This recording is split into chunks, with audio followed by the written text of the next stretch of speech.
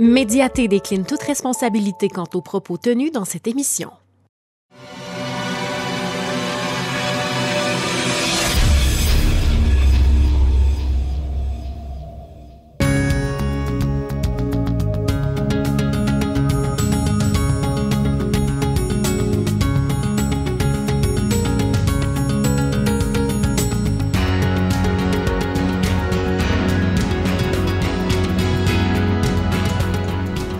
La médecine est une longue évolution à travers les âges.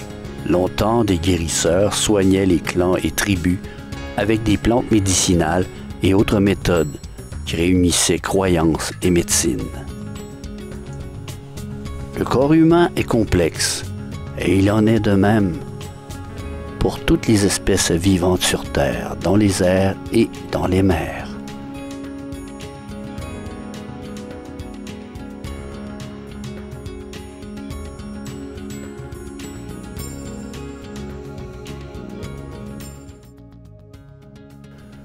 Comment le fonctionnement d'un cœur qui bat peut permettre au cerveau de fournir l'électricité dans un corps? Encore aujourd'hui, même avec une technologie avancée, le corps humain reste un mystère.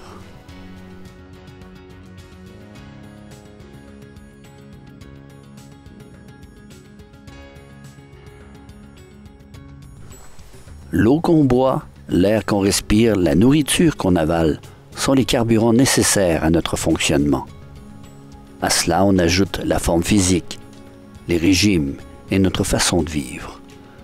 Tout peut se jouer, allant du stress à la joie de vivre.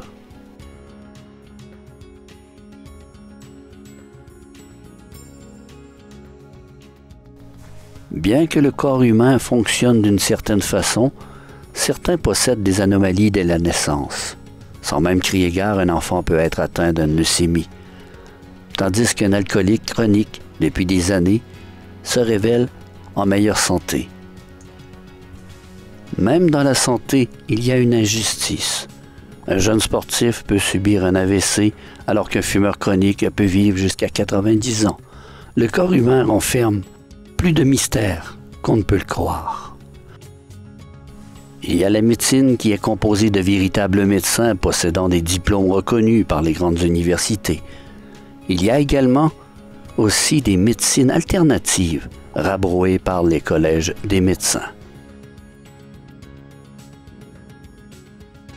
La santé physique ainsi que la santé psychologique restent encore de nos jours un monde à peine découvert. Le temps nous sera toujours compté. Jusqu'ici, personne n'est immortel. Mais comment vivre mieux avec le corps qu'on nous a donné à la naissance?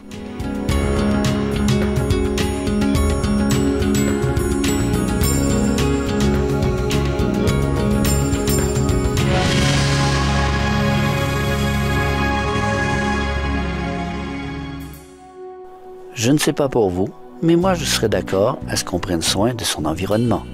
Et cela avant tout. Si cette terre est malade, comment bien soigner ceux qui y habitent? Mais bon, je ne suis pas un médecin après tout. Est-ce qu'on pourrait avoir des réponses dans la prochaine émission qui nous parle de la science et technologie?